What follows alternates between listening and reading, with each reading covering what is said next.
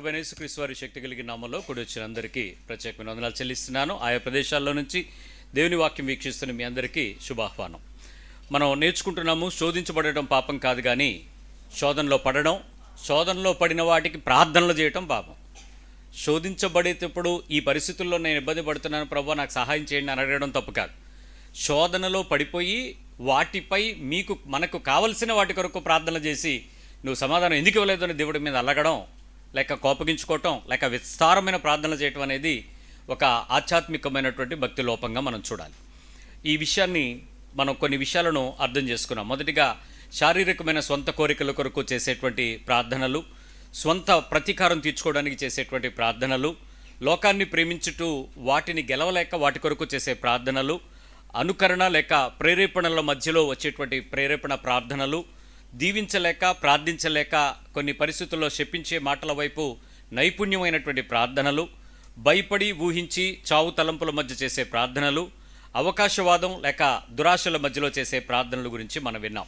ఈరోజు ఇంకొంచెం లోతుకి ప్రభు మనల్ని నడిపించడానికి ప్రభు సహాయం అడుగుదాం.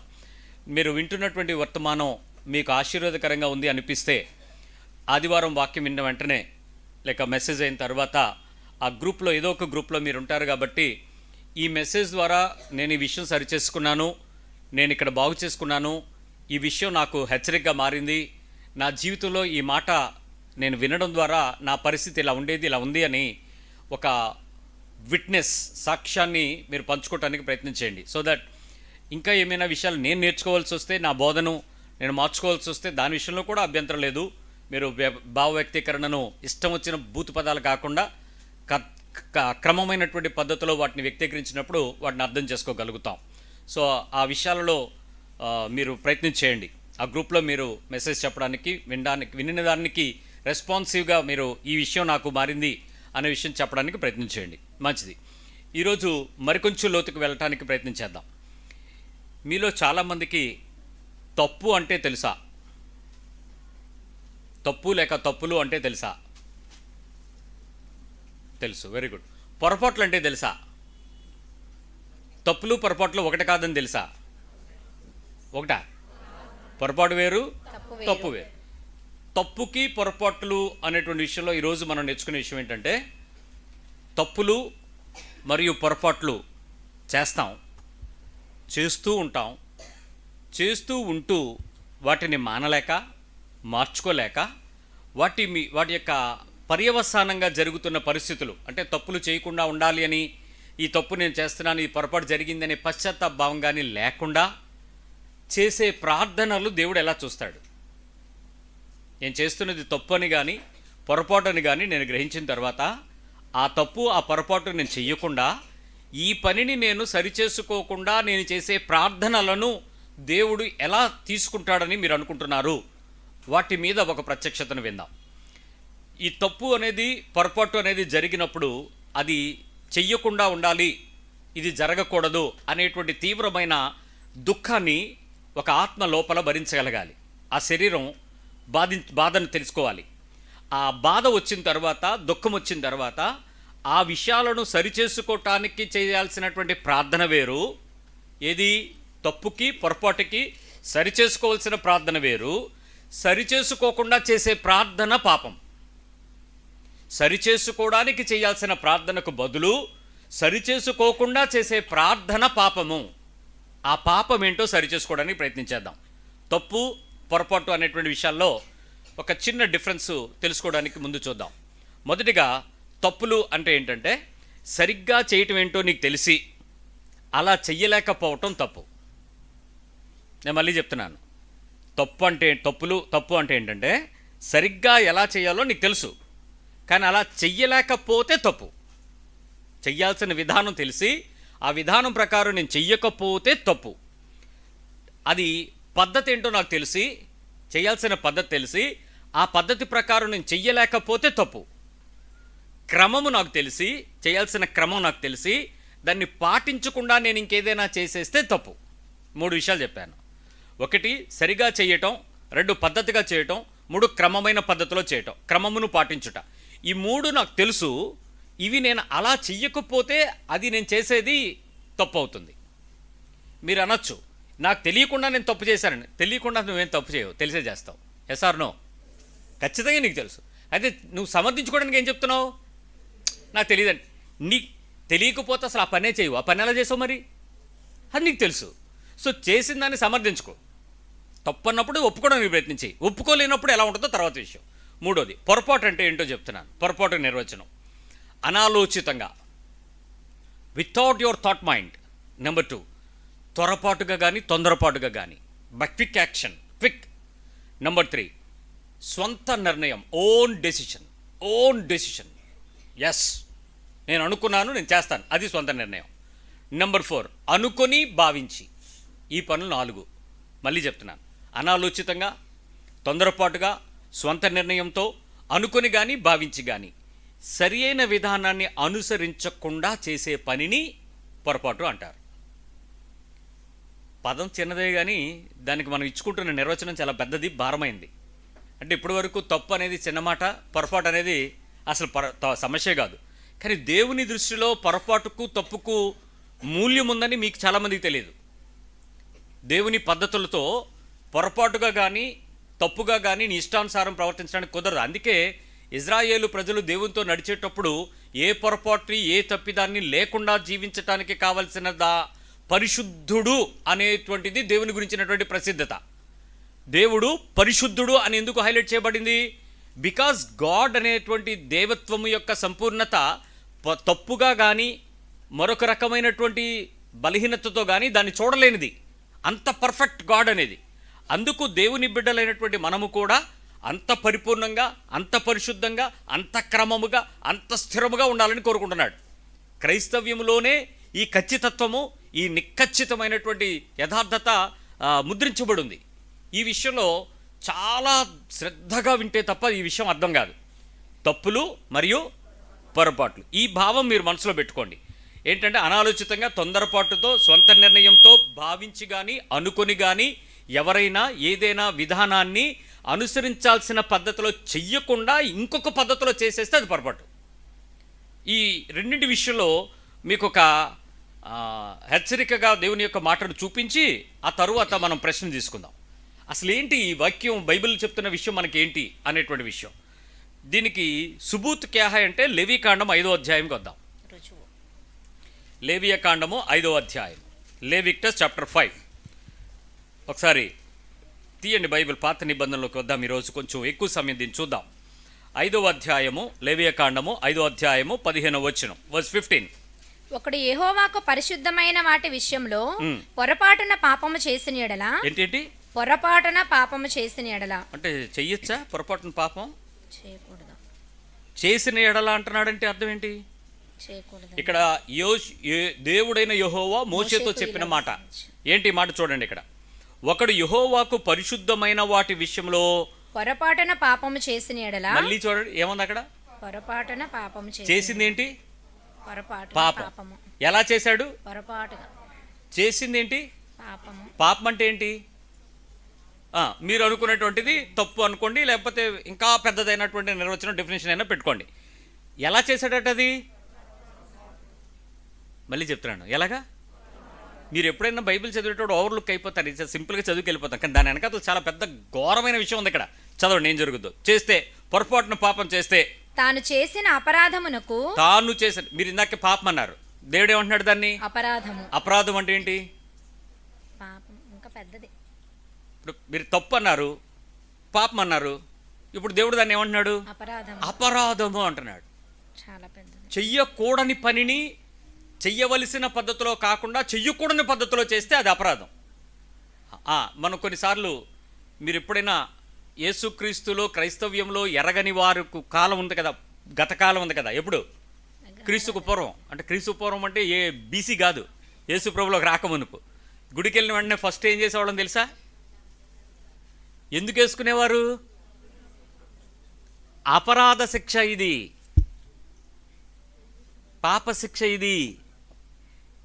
అపరాధ పాపమునకు వచ్చినటువంటి శిక్షా దోషానికి క్షమించమని దేవుని దగ్గర సెల్ఫ్ నిబంధనకు శిక్ష వేసుకున్నాం. అందుకు చేసాం ఈ పనులు. లెంపలేసుకోవటం, ఎవడైనా చంపింది కొడితే సిగ్గా కాదా? నీకు నువ్వు కొట్టుకుంటే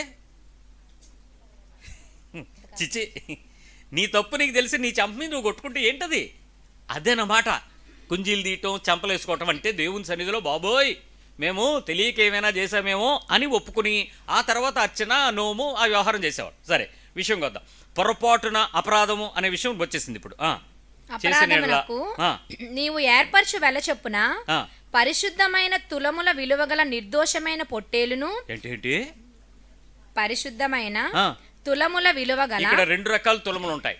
ఒకటి మార్కెట్లో ఉండేటువంటి తులము వేరు, దేవుని సన్నిధిలో ఉండేటువంటి తులము వేరు. దేవుని సన్నిధిలో ఉండేటువంటి కొలమానం ప్రకారము పరిశుద్ధమైన తులములు అని అంటారు.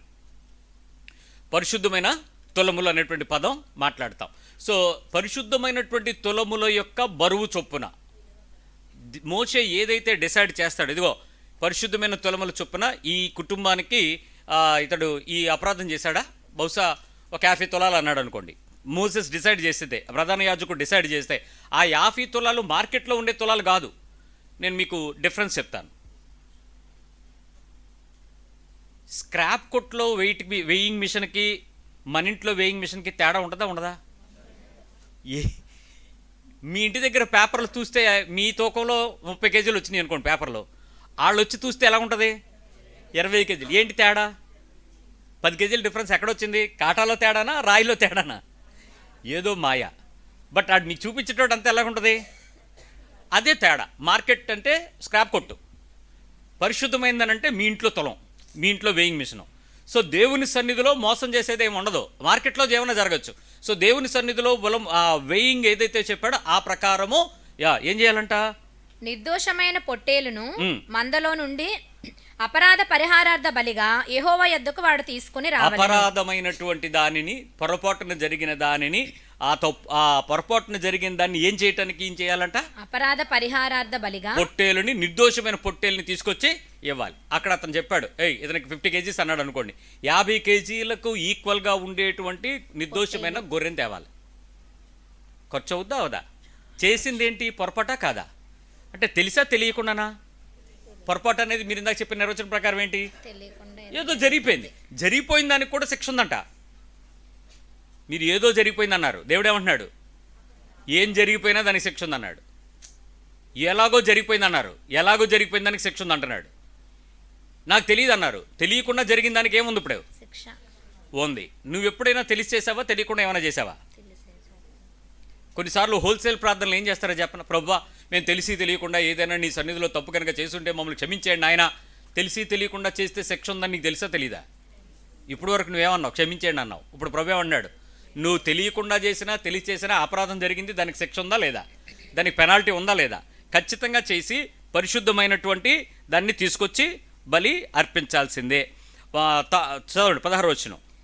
పరిశుద్ధమైన దాని విషయంలో తాను చేసిన పాపం వలన నష్టమునిచ్చుకొని దానితో 5వ వంతు యాజకునికి ఇయ్యవలెను. దాంతో మళ్ళీ పెనాల్టీ కలిపాడు. గొర్రెపోతు సరిపోదు. ఎంత? 5వ వంతు. నేను బైబిల్లో ఉన్నటువంటి విషయాన్ని గురించి ఒక మాట చెప్పాలనుకుంటున్నా. దయచేసి నన్ను మీరు ధన సంబంధమైన, ద్రవ్య సంబంధమైన, ఆర్థిక సంబంధమైన విషయాలతో కలపకండి. వాక్యంలాగేనండి. ఎన్నో వంతు? 5 వంతులు. దేనితో పాటు వంతు కూడినప్పుడు, వంతు అంటే మొత్తంలో ఎంత? 100లో భాగం. 5వ వంతు అంటే పర్సంటేజ్ అయితే ఎంతో తెలుసా? 20%. ఎంత పర్సెంటు? 5వ వంతు నువ్వు కలపాలి అని అంటే మనీ ప్రకారం ఎంత కలపాల్సి ఉంటుంది? 20% పెనాలిటీ. గుండు గొబేలమంటది లెక్కలేస్తే బైబిల్ ప్రకారం. మీరు దశం దగ్గర ఏడుతున్నారు చాలామంది. బైబిల్ పద్ధతి క్రమంగా. ఇక్కడ విషయం ఏంటంటే నీ చేత ఎక్కువ దుబ్బేద్దామని కాదు దేవుడి ఉద్దేశం, ఎక్కువ లాగేసుకుని కొట్టేద్దామని కాదు. అలాంటి విషయానికి వెళ్ళడానికి అచ్చుకోకుండా భయపడతావని. అమ్మో అంతా ఇవ్వకుండా ఉండాలిరా బాబు, మనం కట్టుకోలేము, జాగ్రత్తగా ఉండాలంటావా? ఆ పరిశుద్ధ భయానికి పెట్టాడు దేవుడు. అంతేగాని నీ దగ్గర ఏదో లూటీ చేసేద్దామని కాదు. ఇంతకీ నీ దగ్గర నుంచి ఒక 20% దేవుడు తీసుకున్నాడు అనుకో, ఇచ్చింది ఎవడైతే మరింకెందుకు ఏడుపు? అంత ఇవ్వకుండా ఉండడానికి, భయపడి ఉండడానికి. ఈ దశం భాగం గురించి ఏడిసే వాళ్ళందరికీ చెప్పాల్సింది, ఒరే బాబు మొత్తం భాగం దేవుడు నాకు ఇచ్చాడరా, దానిలోంచి దశం గురించి దేవుడు అడుగుతుంటే నువ్వెందుకు ఏడుస్తున్నావు అని చెప్పాలా. ఇది చెప్పడానికి చేతకాక ఈ పాస్టర్లందరూ దశం భాగం గురించి చెప్పేవాళ్ళు మాట్లాడుతున్నారు. సో ఇది ఇక్కడ ఉద్దేశం వేరు. వాక్యమును సరిగా అర్థం చేసుకుందాం. మై ఇక్కడ ఇటు శ్రద్ధగా వినండి. ఇక్కడ 2వ మాట చెప్తున్నాడు, పరిశుద్ధమైన దానిలో మీరు చేసేది అపరాధ పరిహారం. చదువు ఇంకనన్నా. ఐదో వంతు యాజకునికి ఇయ్యవలెను. ఆ యాజకుడు అపరాధ పరిహారార్థ బలియగు పొట్టేల వలన అతని నిమిత్తము ప్రాయశ్చిత్తము చేయగా అతనికి క్షమాపణ కలుగును. ఇది రూల్ అండి.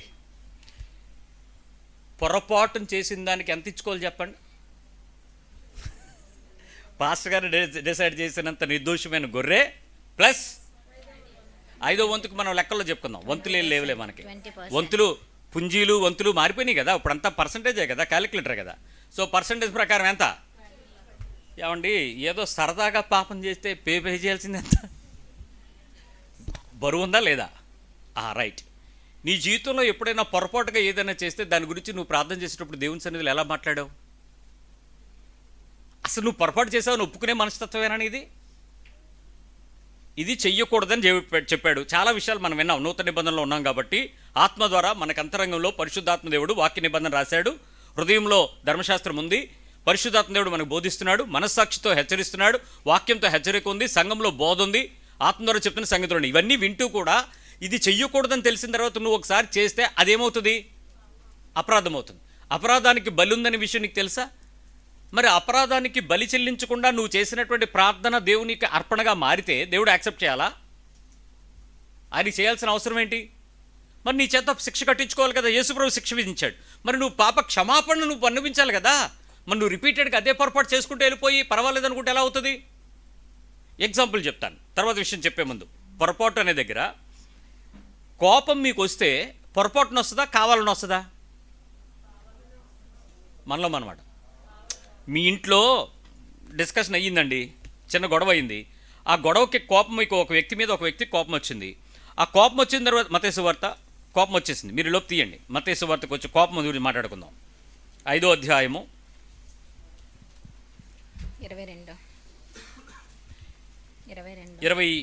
22వ వచనం దగ్గరికి రండి. నేను మీతో చెప్పున్నది ఏమనగా, తన సహోదరుని మీద కోపపడు ప్రతివాడు విమర్శకు లోనగును. ఫుట్ నోట్లో ఏముందో చూడండి. మీకు దానిలో ఉందా ఫుట్ నోట్? నిర్నిమిత్తముగా కోపపడు ప్రతివాడు. అంటే కారణం లేకుండా కోపాలు వస్తాయా లేవా? కారణం ఏంటి? మీకు అవతల వాళ్ళు చేసిన పని మీద మీకు కోపం రావచ్చు, లేకపోతే మీరు అనుకున్నట్లుగా జరగకపోవడం వల్ల కూడా కోపం రావచ్చు. నిర్నిమిత్తంగా కోపం అంటే సహోదరుడు ఒకటి ఉన్నాడు కదా, అక్కడ సబ్జెక్ట్ ఒకటి ఉన్నాడు కదా. ఆబ్జెక్టివ్గా సబ్జెక్టివ్ ఒకటి ఉండి సబ్జెక్ట్ మీద నాకు కోపం వచ్చింది అని అంటే వాళ్ళు చేసిన దాన్ని బట్టి నాకు కోపం వస్తే అది తప్పు కాదు. నేను అనుకున్నట్టుగా అది జరగకపోతే నాకు వచ్చే కోపం. ఎవరు ఉన్నారు ఇక్కడ ఎలాంటి వాళ్ళు మీ ఇంట్లో? ఒకసారి చూడండి. వాళ్ళు చేసిన దాన్ని బట్టి మీకు కోపం వస్తే విషయం కాదు. మీరు అనుకున్నట్లు అవ్వకపోతే మీకు ఎవరి మీద కోపం వస్తే రాదా? పిల్లలు మాట్లాడండి. మీరు అనుకున్నట్లు అవ్వకపోతే మీ మమ్మీ డాడీ మీద మీకు కోపం వస్తే రాదా? అది నిర్నిమిత్తమైన కోపం. భర్తల మీదకి భార్యలు మీరు అనుకున్నట్లు జరగకపోతే మీకు కోపం వస్తే రాదా? వాళ్ళు చేసిన దాని మీదకి మీకు కోపం వస్తే అది వేరే విషయం. మీరు అనుకున్నట్లు అవ్వట్లేదు, అప్పుడు ఏమవుతుంది మీకు వాళ్ళ మీద? నిర్నిమిత్తమైన కోపం. ఇప్పుడు మీరు చెప్పండి, మీరు అనుకున్నట్లు చెయ్యరు, అది చెయ్యరు, అప్పుడు మీకు కోపం వస్తే న్యాయమే. కానీ మీరు అనుకుంటున్న దానికి వ్యతిరేకంగా చేస్తున్నప్పుడు మీకు కోపం వస్తే రాదా? ఇది నిర్నిమిత్తమైన కోపం. ఇప్పుడు దాని విషయంలో బైబిల్ ఏం చెప్తుందో చూడండి. విమర్శకు లోనగును అంటే కోప్పడాలా వద్దా? కోప్పడాలా వద్దా? మరి దీని ప్రకారం మీకు ఏమర్థమైంది? పడమనా పడద్దనా? విమర్శకు లోనవుతావు అంటే దేవుని తీర్పు ఉందా లేదా? ఉంది. దేవుని తీర్పులో పడకుండా ఉండాలంటే నువ్వు చెయ్యాలా చేయకూడదా? కోప్పడు కానీ పాపం చేయకూడదా? ఈ వచనం ఇక్కడ పెట్టకండి. నిర్నిమిత్తముగానే పదం వాడాడు అక్కడ. వాళ్ళ మీద నేను కోపపడడానికి నాకు నచ్చినట్టుగా జరగకపోతే నేను అలిగినా కోపపడినా అది పాపమే. ఇప్పుడు ఆ పాపానికి అపరాధ పరిహార శిక్ష భరించండి. స్టార్ట్ చేయండి. నేను పాస్టర్ని, నేను డిసైడ్ చేస్తున్నాను. ఏమైనా నీ కోపం వచ్చింది మీ ఆవిడ మీద? రైతే నువ్వే తీర్పిట్రా. నీకే నిర్నిమిత్తంగా కోపం వచ్చింది కదా, నీ బరువు ఎంత? 70 కేజీలు. సో 70 కేజీలు గొరిపోతూ ప్లస్ 20% పో. ఏమైపోతారు ఇప్పుడు సంఘం? మేము కోళ్ళు ఫారం గొర్రెల ఫారం పెట్టుకోవాలి. ఎందుకు? రోజు ఎవడొకడు కోపం అవుతుంది. అప్పుడు శిక్ష గ్యారంటీ. అక్కడ లిస్టు బోర్డు పెట్టేయచ్చు, ఈ కోపంకి ఎంత, ఈ కోపంకి ఎంత. నువ్వు రోజు తెచ్చేది మరి బయట కోళ్ళ ఫారమే గొర్రెల ఫారమే. మరి ఎన్ని తినేస్తామండి కుడి జబ్బలు? ప్లస్ యాజకునికి ఇవ్వాల్సింది ఒక భాగం ఉంది మళ్ళీ దానిలో. మరి ఈ లెక్కన నిన్ను సంవత్సరంలో 365 రోజుల్లో ఎన్నిసార్లు నీకు కోపం వచ్చి ఉంటుంది? నేను ఒకసారి చెప్పా, ఒక వారం ఎందుకులే, ఓ రోజులో ఎన్నిసార్లు వచ్చి ఉంటుంది? అన్నిసార్లకి శిక్షకి నువ్వెంత అమ్మా నీ సంగతి ఎంత? నువ్వు ఏ పుట్టిన నుంచి తేవాలి? మళ్ళీ ఆయన సొమ్మే, కోపం ఆయన మీద పడి ఆయన సొమ్మునే మళ్ళీ పే చేయాలా? మరి ఆ లెక్కను నువ్వు ఎంత భరించాలి? పిల్లలు ఎక్కడి నుంచి చేస్తారు మరి? వాళ్ళకి సంబంధించి అపరాధ పరిహారం అఫ్కోర్స్ 21 సంవత్సరాల లోపు అయితే వాళ్ళకి లేదులేండి, అని పెద్దగా పట్టించుకోకలే. 21 సంవత్సరాల తర్వాత వాళ్ళకి ఫైన్ పడిపోద్ది. సో ఇప్పుడు ఈ లెక్కని అమౌంట్స్ అంతా తీసుకురావాలి అని అంటే ఒక రోజుకి ఎంత అయితే, వారంకి ఎంత, 30 రోజులకి ఎంత, సంవత్సరానికి ఎంత? కృపా కృపా నీ కృపా నన్ను ఎంత రక్షించిందో కృప, లేకపోతే నా జీవితకాలం అప్పులైపోదును. ఎందుకు? పాపం కడుక్కోవడానికి. క్రీస్తు విలువ నా ధర్మశాస్త్రం నుంచి నన్ను రక్షించిందని నీకు ఇప్పటికైనా అర్థం అవ్వాలి. యేసు ప్రభు శిలువ త్యాగము యాగము నన్ను ధర్మశాస్త్ర నిబంధనల నుంచి విడిపించడం ద్వారా కృపలో నన్ను రక్షించాడు. ఎంత ఫ్రీ అయిపోయానో చూడండి. ఇప్పుడు నేనేం పే చేయక్కర్లా. కానీ నేను ప్రార్థన చేయడానికి దేవుని సన్నిధిలో నిలబడినప్పుడు నా సహోదరుని మీద నాకు కోపం ఉంటే ఖచ్చితంగా నేనేం చేయాలి చెప్పండి? వెళ్ళి సమాధాన పడాలి. మరి ఇప్పుడు నువ్వు సమాధాన పడకుండా చర్చికిచ్చావు. నువ్వు ఎన్ని సంవత్సరాల నుంచి చర్చి తిరుగుతున్నావు? ఎన్ని సంవత్సరాల నుంచి ప్రార్థనలలో కుటుంబ ప్రార్థన, పొద్దున్న ప్రార్థన, మధ్యాహ్నం ప్రార్థన, రాత్రి ప్రార్థన మొదలెట్టేస్తున్నావు, తెగ ప్రార్థనలు చేసేస్తున్నావు, దేవుడిని కాపలా ఖాయమని అడిగేస్తున్నావు, ఇవన్నీ జరిగిస్తున్నావు. మరి ఆ ప్రార్థనలని దేవుడు వింటాడు అనుకుంటున్నారా? మరి నువ్వు అపరాధము చెల్లించలేదు కదా, క్రీస్తు దగ్గరికి వచ్చి ఒప్పుకోలేదు కదా, పొరపాటు నిమిత్తం చేయించాల్సింది నువ్వు చేయలేదు కదా, సమాధానం లేదు కదా, దేవునితో నీతిని వెంబడించట్లేదు కదా, ధర్మశాస్త్ర సంబంధమైన శిక్ష నుంచి విడుదల పొందావు తప్ప ధర్మశాస్త్ర సంబంధమైన పెనాల్టీ ఎవడు భరించాలి? నువ్వే భరించాలి. మరి నువ్వు చేయట్లేదే. దోషము తీసేసుకున్నాడు, శిక్ష నీ మీద పడింది, ఇప్పుడు నువ్వు చెల్లించుకోవాలి. దానికి కారణం ఏంటి? అయితే నేను చేయకుండా ఉండాలి, లేదు చేశాను అంటే దాన్ని ఒప్పుకుని పశ్చాత్తాపడి క్షమాపణ అయినా పొంది ఉండాలి. నేను క్షమాపణ పొందను, సమాధానము పొందను, ప్రార్థన మానను. కుదురుద్దా? ఇలాంటి ప్రార్థనలు ఎన్ని చేయట్లేదు మనం. రెండో విషయంకి వస్తున్నాను. అంటే దేవుడు పొరపాటుని క్షమించడం చెప్పడానికి చెప్పాను మీకు. రెండో విషయంకి వస్తున్నాను. మళ్ళీ మీరు అడగచ్చు, యేసుక్రీస్తు కొట్టేశాడు, మీరెందుకు మళ్ళీ ధర్మశాస్త్రం బోధిస్తున్నారు? యేసు ప్రభు కొట్టేసినటువంటి విషయాలు నేనేం చెప్పట్లా. యేసు ప్రభు మీ మీద నిలిచి ఉండనిచ్చే పాపాల గురించి మాట్లాడుతున్నాను. రెండో విషయంకి రండి. మీకు బైబిల్లో ఒక సంగతి మీకు తెలుసు ఏంటంటే,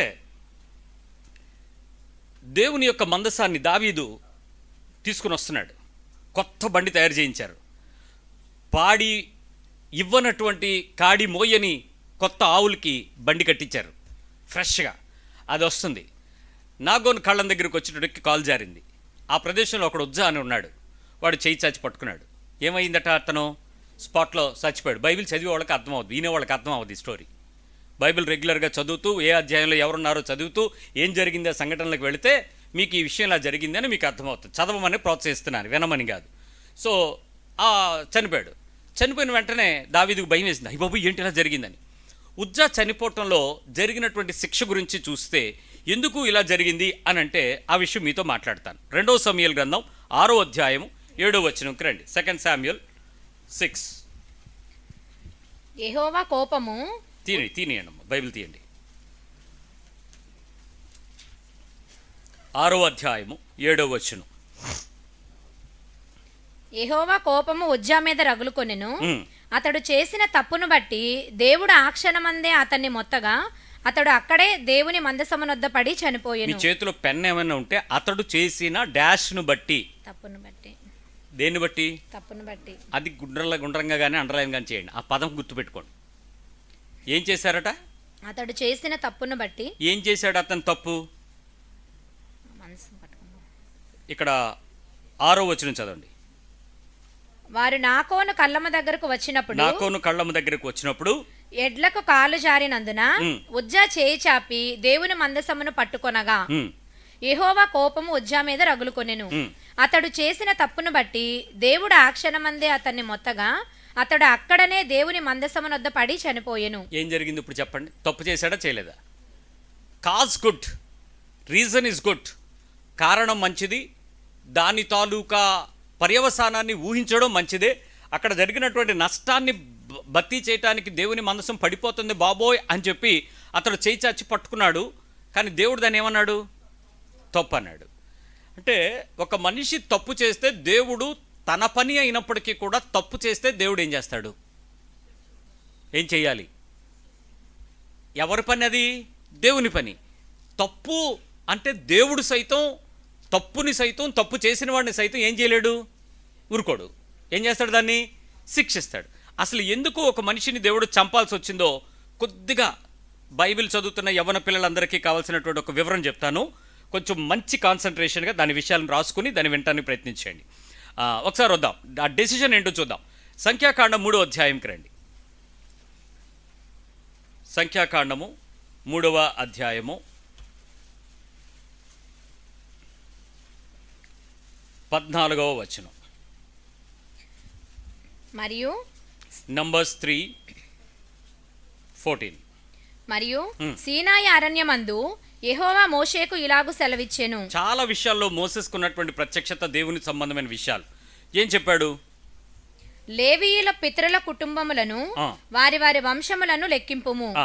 1 నెల మొదలుకొని పైప్రాయము గల మగవారు అందరినీ లెక్కింపవలెను. అంటే దేవుని కండిషన్ లెక్కెట్టేటప్పుడు ఏ వయసు నుంచి లెక్కెట్టాడంట? 1 మంత్ కన్నా పెద్దోడు కూడా దేవుని దృష్టిలో ఒక ఆత్మ. 1 మంత్ లోపు కాదు, 1 మంత్ దాటిన తర్వాత. కాబట్టి మోషే యెహోవా తనకు ఆజ్ఞాపించినట్లు ఆయన మాట చొప్పున వారిని లెక్కించెను. లెక్కించుకొచ్చాడు. ఓకే. లేవీయుల కుమారుల పేర్లు గెర్షోను, కహాతు, మెరారి అనునవి. ఏంటి లేవి కుమారుల పేర్లు ఏంటి చెప్పండి? గెర్షోను, గుర్తుపెట్టుకోండి, పేర్లు గుర్తుపెట్టుకోండి. గెర్షోను, కహాతు, మెరారి. మళ్ళీ చెప్పండి. గెర్షోను, కహాతు, మెరారి. నేను ఎప్పుడన్నా సడన్ గా మీరు పేరు పెట్టమన్నప్పుడు ఇలాంటి పేరు ఏదో పెడితే ఎక్కడ పెట్టాడు ఈ పాస్టర్ అనుకోకండి.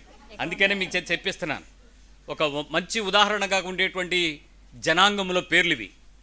లేవి వంశములో నుంచి కుమారులైనటువంటి 3 పేర్లు ఇక్కడ ఉన్నాయి. Gershon, Kohath, Merari. Very good.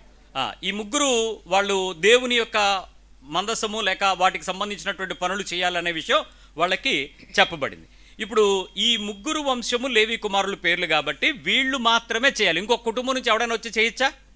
ఇది ఎవరు చెప్పారు? చెప్పింది చెప్పినట్టు చేయాలి. ఆజ్ఞాతిక్రమము ఎవరు చేయాల్సింది వాళ్ళే చేయాలి. ఇంకొకళ్ళు ఎవడైనా చేస్తే పాపం. నూతన నిబంధనలో గోత్రం అనేది లేదు, కానీ క్రీస్తు రక్తము ద్వారా అందరూ కూడా ఒకే గోత్రంలోకి వచ్చేసాం కాబట్టి ఇజ్రాయేలీయులుగా పిలువబడుతున్నాం. మనం ఆత్మ సంబంధమైన దత్తపుత్రులమైన ఇజ్రాయేలీయులం అయిపోయాం. సో ఇక్కడ నీకు గోత్రం అనేది లేదు. కానీ జరిగినటువంటి హిస్టరీలో దేవుని యొక్క సంగతులు ఛాయారూపకంగా మనకు ఉండడాన్ని బట్టి మనం తప్పు చేయకుండా ఉండడానికి విలువైనటువంటి వాటిగా పరిగణించాలి. ఏంటి ఆ విలువైనవి ఒకసారి చూద్దాం. ఇక్కడ వీళ్ళు చేయాల్సినటువంటి పనులు చాలా స్పష్టంగా బైబిల్ రాశాడు. ఆ విషయాలన్నిటికీ వివరంగా ఇక్కడ ఉందండి. ఇక్కడ ఒకసారి చూద్దాం. 25వ వచనం. ప్రత్యక్షపు గుడారంలో గెర్షోను కుమారులు కాపాడవలసినవేవనగా, జాగ్రత్తగా అండర్లైన్ చేసుకుంటున్నారా? 25వ వచనం దగ్గర గెర్షోను కుమారులు. ఇంగ్లీష్ బైబిల్ ఉండేవాళ్ళు కూడా తీసి చూడండి. ప్రతి ఒక్కరూ బైబిల్ తీసుకోవడానికి ప్రయత్నం చేయండి. ఈ బైబిల్ కన్నా టీ బైబిల్, టెక్స్ట్ బైబిల్ తేవడానికి ప్రయత్నించేయండి. ఏముంది ఇక్కడ? ప్రత్యక్ష గుడారంలో గెర్షోను కుమారులు కాపాడవలసింది ఏంటి? మందిరపు గుడారము. సరిగ్గా చదువు. మందిరము, గుడారము, దాని పైకప్పు, ప్రత్యక్షపు గుడారము, ద్వారపు తెరయు, ప్రాకార యవనికలు, మందిరమునకును బలిపీఠమునకును చుట్టూనున్న ప్రాకారపు ద్వారపు తెరయు, దాని సమస్త సేవ కొరకైన త్రాళ్ళును. ఇవి ఎక్కడ ఉండాలి? ఇవన్నీ ప్రత్యక్ష గుడారంలో ఉండాలి. ఇవి ఎవరు చూడాలి? గెర్షోన్ కుమార్. మళ్ళీ గుర్తుపెట్టుకోండి, గెర్షోన్ కుమార్లు ఎవరు? ఎవరి తాలూకా పిల్లలు వీళ్ళు? లేవి తాలూకా. మందిరపు సేవ ఎవరు చేయాలి? లేవీలే చేయాలి. ఎవరు పడతాలు చేయొచ్చా? ఏదే ఇప్పుడు గుడిలో గంట ఆళ్లే కొట్టాలి అన్నట్టు ఇది. రైట్, దాన్ని బట్టి ఇది వచ్చింది, అందుకు చెప్తున్నాను. రాజ్ కిందకు వచ్చేయండి. 27వ వచనం. కహాతు వంశం ఏదనగా, ఈ కహాత్ ఎవరు? సెకండ్ లేవి యొక్క రెండో కొడుకు. వాళ్ళేం చెప్తాడు? వాళ్ళేం చేయాలి? అమ్రామీయుల వంశము, ఇస్సారీయుల వంశము, హెబ్రోనీయుల వంశము, ఉజ్జీ. 31కి వచ్చాయి. వాళ్ళు ఎవరో అదంతా ఎక్కడ ఉండాలో చెప్పాడు. ఏం చేయాలో ఇక్కడ 31లో ఉంది. వారు మందసము, బల్ల. జాగ్రత్తగా వినండి. వీళ్ళు ఏం చేయాలి? వారు మందసము, బల్ల, దీపవృక్షము, వేదికలు, తాము సేవ చేయు పరిశుద్ధ స్థలములోని ఉపకరణములు, అడ్డతెర కాపాడి దాని సమస్త సేవయు జరిగింపవలసిన వారు. ఇది ఎవరు చేయాలి? కహాతు కుమారులు చేయాలి. ఇంకెవరు పడతాడు చేయొచ్చా? పొరపాటుని ముందు వరుసలో ఉండేవాళ్ళు బయట చేశారు. ఎవరు? గెర్షోనోళ్ళు. ఇప్పుడు వాళ్ళు వచ్చి, ఒరే నువ్వు పక్కెళ్ళి నేను కూడా చేస్తాను దూరచ్చా? ఎందుకు? చెప్పిన పని చెప్పిన మనిషే చెప్పినంత పరిధిలోనే చేయాలి. ఇది దేవుని నిబంధన. రైట్, ఇంకా ముందుకు రండి. 33. మెరారి వంశం. మెరారి వాళ్ళు ఏం చేశారో చూద్దాం. 36. మెరారి కుమారులు మందిరము యొక్క పలకలను, మందిరము యొక్క పలకలు, దాని అడ్డకర్రలు, దాని స్తంభములను, దాని దిమ్మలను, దాని ఉపకరణములన్నిటినీ, దాని సేవ కొరకైనవన్నిటినీ, దాని చుట్టూనున్న ప్రాకార స్తంభములను, వాటి దిమ్మలను, వాటి మేకులను, వాటి త్రాళ్లను కాపాడవలసిన వారు. ఇది ఎవరి పని వాళ్ళకి ఇచ్చేసాడు దేవుడు. చాలాసార్లు ఉజ్జా చనిపోయాడనే పదం చదివేసి ఏం జరిగింది ఇంకా మిగిలిన పట్టించుకోం.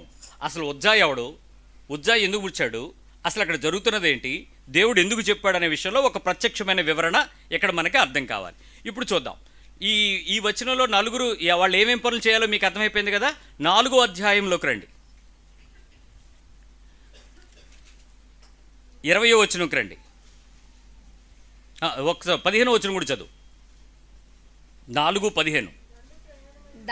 దండు ప్రయాణమైనప్పుడు, అంటే ఇక్కడ ట్రాన్స్పోర్టేషన్ జరుగుతున్నప్పుడు, మందసము కదులున్నప్పుడు, ఒక చోట నుంచి ఇంకో చోటుకి వెళ్ళేటప్పుడు ఏమేం చేయాలో ఇక్కడ చెప్తున్నాడు. ఇక్కడ ఇది ఖచ్చితంగా ఎవరు చేయాలో తెలుసా? కహతీయులు చేయాలి. లేవీయుల్లో కహతీయులు వారి వంశంలో ఈ పనులు చేసుకుంటూ రావాలి. ఇక్కడ చదవండి. ప్రయాణమైనప్పుడు అహరోనును అతని కుమారులను పరిశుద్ధ స్థలము యొక్క ఉపకరణములన్నిటినీ కప్పుట ముగించిన తర్వాత కహతీయులు దాన్ని మోయ రావలెను. వాళ్ళు రెడీ చేసిన తర్వాత ఎవరు రావాలి? పొరపాటు మనం వెళ్ళి రెడీ చేసేస్తే చలేగనయ్యి చెప్పినట్టు చేయాలి. మళ్ళీ చెప్పండి. చెప్పినోళ్లే చేయాలి, చెప్పినంత వరకే చేయాలి, చెప్పంది ముట్టుకోకూడదు. నాది అనుకుని చేస్తే కుదరదు. ఏంటి ఎంత కఠినమైనడు దేవుడు, అంత పరిశుద్ధమైన వాడు. అభిప్రాయం మార్చుకోండి. ఏంటి దేవుడు ఇలాంటోడు? పిల్లలు ఇప్పుడు ఇలాగ ఆలోచిస్తున్నారు, ఇంత కఠినంగా ఉంటాడా దేవుడు? శాడిస్టా? కాదు. Is such a stubborn god, at the same time he's such a holy god. అతని పరిశుద్ధత నీకు నష్టం కలగకుండా ఉండడానికి చెప్తున్నాడు ఆ పని. రైట్, విషయంకి వద్దాం. ఏం చేయాలో చేద్దాం. ముగించిన తర్వాత ఆ పరిశుద్ధ స్థలం యొక్క ఉపకరణలన్నిటినీ కప్పుట ముగించిన తరువాత కహతీయులు దాన్ని మోయి రావాలన్న. అయితే వారు underline underline underline underline underline అయితే వారు చావకయుండునట్లు పరిశుద్ధమైన దానిని ముట్టకూడదు. ఏం చెయ్యాలి? ఏం చేయాలి? అన్నీ రెడీ చేయాలి, కానీ పరిశుద్ధమైన దాన్ని ఏం చేయకూడదు. ముడితే ఏమవుతారు? ఎవడైనా చచ్చిపోతాడు. లేవీ కొడుకులైనా చచ్చిపోతారు, అహరోను పిల్లలైనా చచ్చిపోతారు, గెర్షనీలైనా చచ్చిపోతారు, మెరారి వాళ్ళైనా చనిపోతారు. చేయాల్సిన పనిని చేయాల్సిన పద్ధతి కాక నీ ఇష్టమైన పద్ధతిలో భక్తి అనుకుని ప్రార్థన అనుకుని యాశాలు వేస్తే చస్తావు. ఆ విషయం నీకు అర్థం కావాలి. సరి అయిన పద్ధతిలో నిన్ను దేవుడు దీర్ఘశాంతాన్ని నువ్వు ఓపిక పట్టలేక దేవుడిని వాడుకోవడం అలవాటైపోయిన క్రైస్తవ జనము సరి చేసుకోకపోతే భక్తి కూడా చావుకవుతుంది. క్రైస్తవ్యంలో ఏ భక్తి అయితే నేను పరిశుద్ధమైనగా బతికేస్తానని అనుకుంటావో నీకే తీర్పు, అన్యుడికి తీర్పు తర్వాత క్రైస్తవుడికే నరకం. అన్యుడు నరకంలోకి వెళ్తాడో లేదో తర్వాత విషయం. వాడి మనసాక్షికి తీర్పు, వాడి క్రియలు తీర్పు. నీకు ఆల్రెడీ నిబంధన ఉంది, నిబంధన నువ్వు చేయలేదు కాబట్టి తీర్పు. నేను ఎంత పరిశుద్ధంగా బతకనివ్వండి, నేను 2 పనులు చేస్తే నరకం తప్పించుకోలేను. 2 పనులు. 1, నేను కోపపడడం ద్వారా నరకాన్ని తప్పించుకోలేనరా. మీకు ఎవడి మీదైనా ఉండేవాడు కోపం, ఎలాంటి కోపమైనా ఉండండి, కోపం పడకూడదు. కానీ దేవునికి స్తోత్రం అన్నారు అనుకో, కుదరదు, కోపమే. నువ్వు దేవునికి స్తోత్రం చెప్పేసినా నీ లోపల వచ్చింది ఏంటి? కోపమే. అది రాత్రి తెల్లారి వరకు వచ్చిందంటే పాపమే. వినపడుతుందా లేదా? ఈరోజు రాత్రి తెల్లారి వరకు వచ్చిందంటే దాని అర్థం ఏంటి? పాపమే. నువ్వు నరకం గ్యారంటీ తప్పించుకోలేవు. చావక మునిపి బతుకు ఒప్పుకో, లేదో పోతావు. నెంబర్ 2, ప్రేమించకపోతే నరకానికి పోతాను. ఎన్ని నాకు తెలిసి నేను ఆ వ్యక్తిని ప్రేమించటంలో దేవుని యొక్క పరిపూర్ణతను కనుక నేను ప్రేమించే హృదయం నాకు లేకపోతే నేను తీర్పులో పోతాను, చచ్చిపోతాను. కోపము, ప్రేమ లేకపోవడం. మీ పక్కళ్ళు చెప్పండి. కోపం పోకపోయినా సస్తావు, పరలోకం నరకం పోతావు. చెప్పండి. ప్రేమించకపోయినా నరకానికి పోతావు. కోపాన్ని కొనసాగించినా నరకానికి పోతావు. ప్రేమ చల్లారిపోయినా నరకానికి పోతావు. ఎవరితో మాట్లాడిన వాళ్ళు ఎవరున్నారు ఇక్కడ? ఆ గోడన అనుకున్న బ్యాచ్ మీరు మాట్లాడుకోరా? మీరు నరకానికి వెళ్ళిపోతారు. చర్చిలో ఉండి నరకానికి వెళ్తారా? మాట్లాడుకోండి. ఎవరితోనైనా నాకు అనవసరం. నేను చెప్పట్లేదు. నీ లైఫ్ టైం బైబిల్ అంతా పిండుకుని నోట్లో మింగేసిన చెరుకు రసం తాగినట్టు ఈ 2 చెప్పదు. నువ్వు కోపడ్డావా నరకానికి పోతావు, ప్రేమించకపోయినా నరకానికి పోతావు. తేల్చుకొని బతకండి. క్రైస్తవుడు ఎలా బతుకుతాడో చూద్దాం. ఏటు ఇప్పుడు నష్టం ఎవడికి? మనకే. క్రైస్తవుడికే డ్యామేజ్ అంతా. ఇంత బతికి ప్రభు అయితే ఏంటి? ఒక్కడి మీద కోపం ఉండి నేను నరకం తప్పించుకోగలనా? ఒక్కడు. కాబట్టి చచ్చిపోయే లోపు ప్రభువా నన్ను క్షమించని నువ్వు వేడిస్తే కుదరదు. అసలు క్షమించాల్సిన వాడు ఎవడున్నాడో ఎవతుందో దాన్ని చూడండి ముందు. వాళ్ళ దగ్గరికి వెళ్ళి సమాధానం పడండి సత్యలోపు. అది ఎలాంటి, నిజంగా చెప్తున్నాను, నిర్నిమిత్తంగా కోప్పడినా కూడా పాపమే. ఏంటి బైబిల్? అనవసరంగా వచ్చాం ఈ బైబిల్ దగ్గరికి. నిర్నిమిత్తంగా ఆడికెవడికో కోపం వస్తే నన్ను అంటాడు ఏంటి దేవుడు? అంతే, వెళ్ళండి అడుగు అంటాడు. ఎక్కడ సావండి బాబో. అందుకే ప్రేమించండి, గొడవలేదు. ప్రేమించారనుకోండి అన్నిటిని ఏమవుద్ది? ప్రేమ అన్నింటి ఏం చేస్తుంది? కప్పేస్తుంది. ఆ తర్వాత నువ్వు ప్రార్థన చేస్తే దేవుడు నిన్ను కనికరించేస్తాడు. నువ్వు ప్రేమించకుండా రావట్లేదు. ఆ పళ్ళు నూరుడు ఉంది కదా, బయట పడకుండా లోపల ఈ రాత్రే నువ్వు నరకంలో డిసైడ్ అయిపోయి ఉంది నీ క్యాండిడేట్ టికెట్, బయటికి రావు. విషయంకి వస్తాను. ఇప్పుడు నువ్వు చావకుండా ఉన్నట్లు ఏమవుతావు? జాగ్రత్తగా ఉండండి. ఇంకా కిందకి రండి, 20వ వచనంకి రండి. ఇక్కడ మోషే అహరోను కుమారులకు సెలవిస్తూ కహాతీయుల గోత్రికుల కుటుంబం గురించి మాట్లాడుతూ లేవీయుల్లో నుండి వారిని ప్రత్యేకింపకుడి, వారు అతి పరిశుద్ధమైన దానికి సమీపించినప్పుడు వారు చావక బ్రతికి ఉండినట్లు మీరు వారిని గుర్చి చేయవలసింది ఏమనగా అహరోనును అతని కుమారులు లోపలికి వచ్చి ప్రతి వానికిని వాని పనియు వాని బరువును నియమించవలను. వారు చావక అండర్లైన్ ఏం చేయకుండా ఉండాలి? చావక ఉండునట్లు పరిశుద్ధ స్థలమును రెప్పపాటు సేపు అయినను చూచుటకు లోపలికి రాకూడదు. ఒకసారి నా వైపు చూసి రెప్పేయండి.